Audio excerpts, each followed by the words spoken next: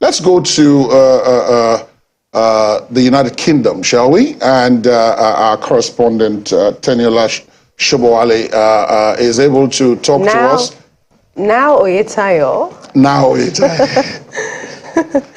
All right, so let's take Teniola Oyetayo's report about our expectations from there. Nigerians in the United Kingdom are watching the 2023 presidential election closely and expressing their hopes for a better Nigeria. With no diaspora voting yet, a number of Nigerian professionals have traveled back home to cast their votes.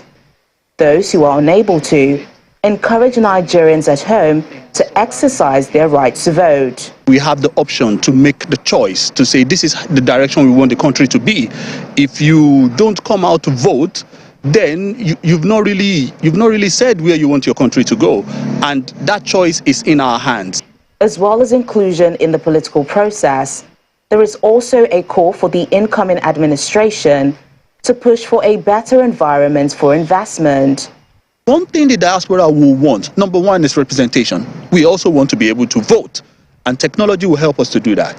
And I think we should be moving towards that now. It is, our president in Nigeria is still our president here, so we must be able to participate in the electoral process. That's number one. Number two, in terms of investment, the diaspora want a trustworthy government. We talked about a lot of times where African countries are scarce, they don't have US dollars and things like that. The diaspora has that money. Remittance alone is over $20 billion, as statistics is saying. So the money is there. There are a lot of people that don't want to stay here in the UK in the winter. They want to go back home and stay in Nigeria. You want to make the environment good for them. You want to make them feel comfortable and say, come and spend your money, help us to improve the economy. We saw Ghana do the year of return, which we saw the positive things around that. We want Nigeria to do things like that. And the thing there is trust. If the diasporans trust the government, they want to open a fund, they want to open a diaspora bond, they will commit to it if we know it is put to good use.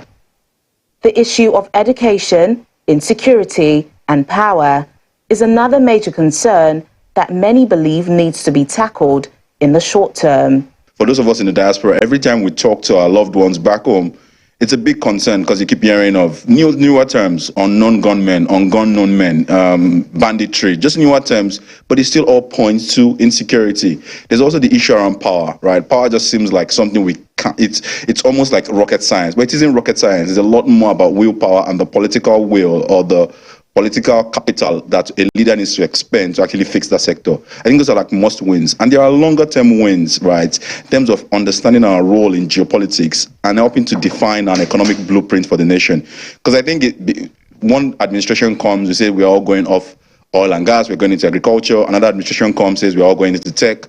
That lopsided approach to forming a blueprint doesn't really work. And unfortunately, the world is moving fast, not waiting for us. For medical doctor Elizabeth Peters, she says she hopes for a leader that prioritizes healthcare and the welfare of citizens. Nigeria is a beautiful, blessed country, but it also has many places for improvement. And we need a president who can acknowledge these places for improvement, who doesn't use them as points to just score every 4 years, but actually cares. A person that cares for the health of the society, cares for the health of the nation, would focus on funding the nation's health system in a way that would transform it. Health funding not only by salaries, it's by resources, it's by computing systems, by making everything actually work.